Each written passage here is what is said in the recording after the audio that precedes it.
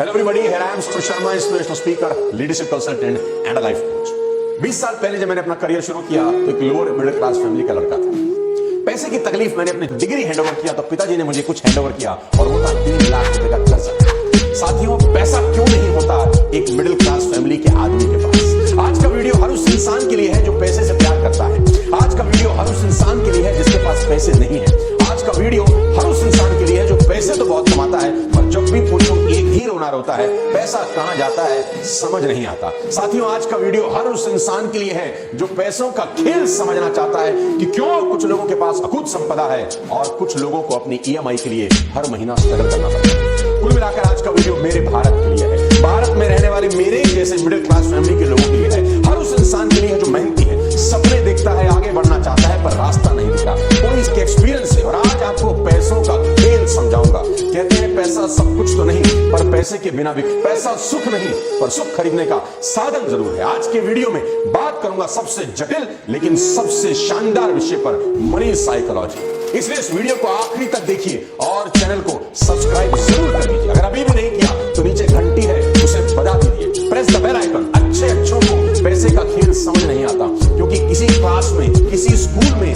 किसी यूनिवर्सिटी में पैसे के बारे में पढ़ाया नहीं जाता। साथियों, सबसे बड़ा दिक्कत क्या है इस देश का जानते हैं कि अगर आपको सीए करना है ना तो सीए करने के लिए भारत के अंदर इंस्टीट्यूट है। आप जाइए, एडमिशन लीजिए और आप बन सकते हैं चार्टर्ड अकाउंटेंट। आपको एमबीए करना है तो भारत में एमबीए करने के लिए इंस्टीट्यूट है। अगर आपको डॉक्टर बनना है तो आपको डॉक्टरी कराने के लिए इंस्टीट्यूट है। आपको फैशन डिजाइनिंग करनी है तो आपके पास इंस्टीट्यूट है। आपको कुछ भी करना है, देश आपको इंस्टीट्यूट प्रोवाइड करता है। लेकिन तकलीफ यह है कि पैसे का खेल समझने समझाने के लिए कोई इंस्टीट्यूट नहीं। दोस्तों, सबसे बड़ी तकलीफ जो एक आम आदमी, एक मिडिल क्लास फैमिली का आदमी सालों से कर रहा है, सबसे पहले आज उसकी बात करता हूं। Income minus expenses is equal to investment. Income minus expenses is equal to investment. एक फॉर्मूला आपको समझाने की कोशिश करता हूं। इस फॉर्मूले में हिंदुस्तान की मैक्सिमम आबादी को हमेशा के लिए गरीब बना दिया है। जी हाँ, मैं रिपीट करता हूं। इस फॉर्मूले का इस्तेमाल करके हिंदुस्तान की मैक्सिमम आबादी हमेशा के लिए गरीब होगी। क्या है ये? खर्च करने के बाद बचे हुए पैसों को इन्वेस्ट करना। खर्च करने के बाद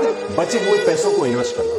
This is a blunder mistake a common man is doing since long time। अगर आप वेल्दी होना चाहते हैं, रईस बनना चाहते हैं, अमीर बनना चाहते हैं तो इस फॉर्मूले को ध्यान से समझिए।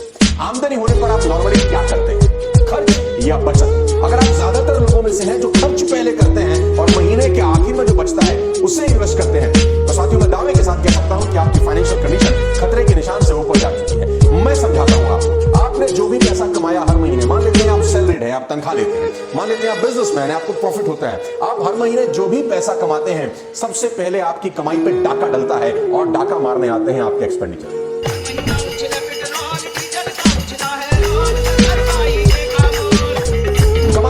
सैलरी ट्रांसफर हुई नहीं, अचानक मुंह फाड़े एक्सपेंडिचर सामने आ जाते हैं। सबसे पहले बच्चों की स्कूल फीस, अगर आप शादीशुदा है, उसके बाद आपकी कार की ईएमआई, उसके बाद आपके क्रेडिट कार्ड की ईएमआई, उसके बाद आपके इलेक्ट्रिसिटी की बिल, उसके बाद आपकी न जाने कितने सारे खर्चे मुंह फाड़े आपके सामने आ जाते हैं। जैसी 1 तारीख को या 7 तारीख को आपके अकाउंट में सैलरी क्रेडिट होती है। आप अच्छे से इस बात को जानते हैं कि बहुत सारे लोगों से लोन लिया जाता है पिछले महीने कि तनख्वाह आएगी तो भाई मैं तुझको दे दूंगा, और तनख्वाह आते ही पहले कर्जे चुकाए जाते हैं। सारे के सारे खर्च करने के बाद आपकी कमाई में से अगर कुछ बच जाता है तो मेरे दोस्त लोग इन्वेस्टमेंट करते हैं। यानी कमाई का सबसे पहला भाग जाता है खर्चों पे और बचा हुआ भाग जाता है इन्वेस्टमेंट पे। इसीलिए इन्वेस्टमेंट होती ही नहीं है क्योंकि साला यहां पर कुछ बचता ही नहीं है। ये फार्मूला आपकी जिंदगी को बर्बाद करने के लिए काफी है। साथियों, आपकी कमाई पर, खून पसीने की गाढ़ी कमाई पर सबसे पहला अधिकार खर्चों का नहीं है। आपकी कमाई पर सबसे पहला अधिकार इन्वेस्टमेंट का है। मैं आपको समझाता हूं और एक शानदार फार्मूला देता हूं जो आपको जिंदगी में रईस बना सकता है और आपको पैसे की कभी तकलीफ नहीं होगी।